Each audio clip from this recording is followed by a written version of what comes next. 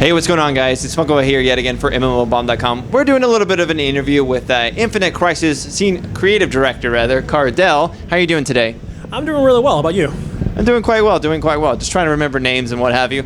Cardell, we've taken a look at Infinite Crisis, specifically the new Coast City map, which is the one that you're working on right now. Can you tell us a little bit about what you want to do with Infinite Crisis and Coast City? Sort of what do you want to define yourself as a MOBA away from all the other MOBAs?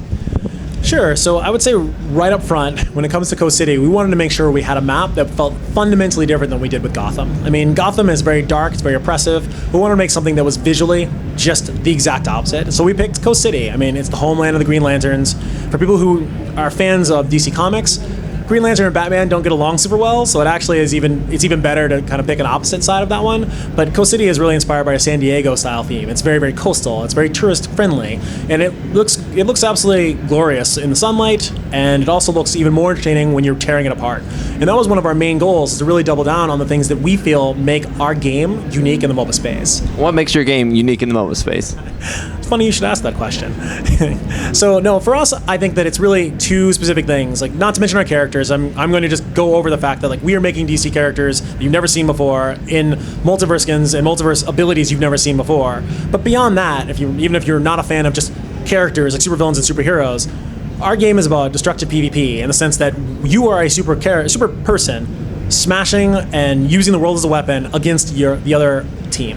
And because of that fact, that means that you can open up pathways, you can create opportunities you can't normally make. I mean, the map evolves as you play, and you make the decisions about how that map evolves.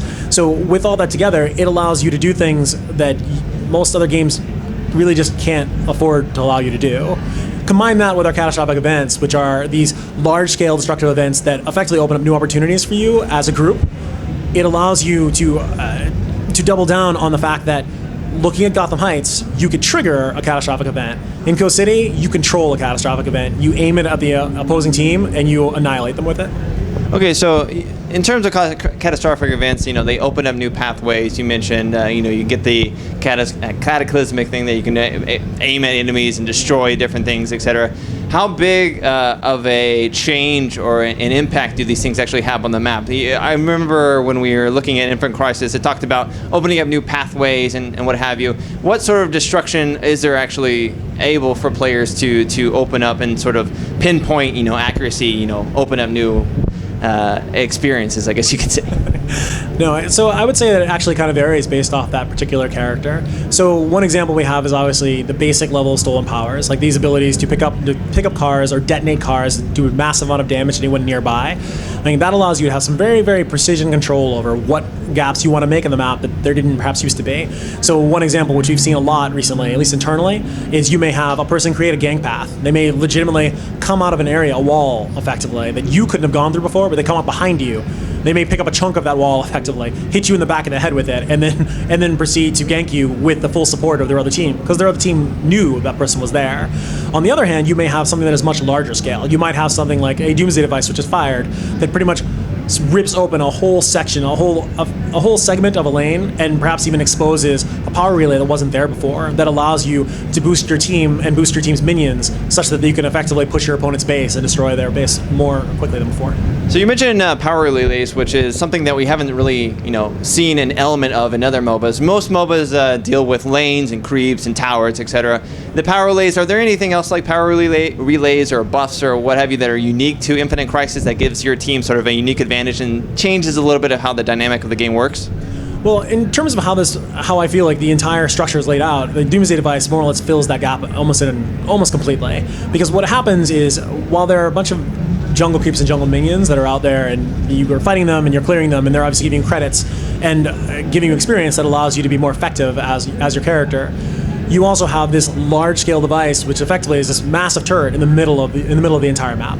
As you take that map, one of you gains that firing pin, the ability to target it, and once that occurs, all bets are off. It's effectively like having another ultimate skill. And in that point, we really wanted to push aggression in this type of map style. We didn't really want to have a bunch of little freezing lanes and kind of dragging something out where you're kind of like a death by numbers. We wanted to be more along the lines of big plays. Like, this concept of the big play is what the Doomsday device is. Like, initially you're starting off destroying a turret, and that turret is effectively the defense grid for the Doomsday device. Once you finish with that, the firing pin is created nearby, you have to secure that before the other team does. If they in fact take it from you, then really you've been outplayed, and they're going to use that newfound firing pin to basically destroy your base or destroy sections of the map that you may obviously have a vested interest in controlling. I mean, lastly, even when you have the firing pin, you're not completely safe, because if a person kills you before you actually fire the device off, they can take the firing pin from your corpse, and then they'll use it on the other team. So recently, you also talked about the integration. You're partnering up with MLG to do esports integration with Infinite Crisis. Can you talk a little bit more about that? Infinite Crisis is obviously still in closed beta. You even announced like an open beta day, and the NDA hasn't even dropped on that. Right. So some people are a little bit not concerned, but surprised, I guess you could say, about the early announcement. Can you talk a little bit about your esports plans, what you want to do, working with MLG, and just in general with the community? So, that's a really good question. I think that what I really want to do, and this is me personally, but I also think it applies to everyone on our team, we really want to make sure that everyone really understands our game. They understand the tactical depth that is there, they understand the meta, because fundamentally, a lot of MOBAs can seem very similar on the surface, and our goal is to make sure that people are fully exploring what it means to have something that is as versatile as a destructive PvP aspect. Like what that means in terms of what people's tactics are going to be, where they believe their meta is even going to arrive at. Because I know that for Coast City, internally, there's massive debate over what the most effective meta is, and that type of stuff takes time. I mean, I know that I want to see, I'm very much looking forward to see competitive games around Coast City and eventually our trailing map, but ultimately the goal was to make sure that everyone could learn how to play our game over this phase of time, to the point where eventually people are building these teams up and participating in these larger scale, very strategic maps that fully realize what it means to be a cohesive team executing everything on, in lockstep. And finally, let's talk a little bit about stats. You mentioned having a trial lane map. Can you talk about overall how many maps you have planned for launch, and generally speaking, how many heroes, supervillains that you actually want to have at launch as well, and then perhaps even open beta day, closed beta day, beta keys, etc.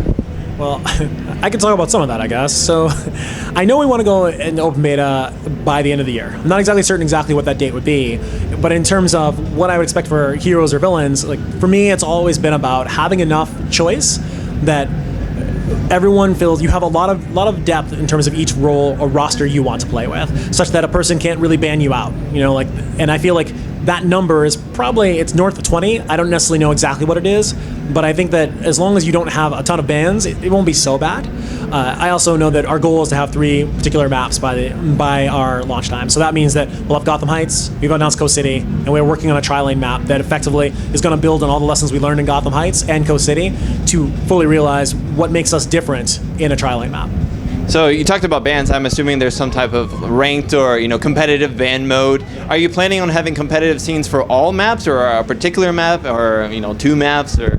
Yeah, actually, this is one of the things I really look to the community for. I mean, I think that overall we've seen a lot of very excited people about Gotham Heights. I also know that people are going to be very excited about Coast City. I feel that the more and more strategic depth you have, the more and more interest there's going to be in seeing that in a competitive sense. So I wouldn't be surprised if we saw a strong desire for our tri-lane map being the one thing that people wanted to see our competitive scene as. At the same time, I also wouldn't be surprised if I saw a bunch of people who were really, really rallied around Coast City and decided, hey, let's do this. No one's doing this right now. It's completely unique. I mean, it is a 5v5 map. Let's see what we can make work here.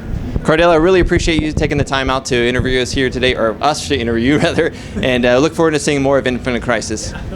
Thanks.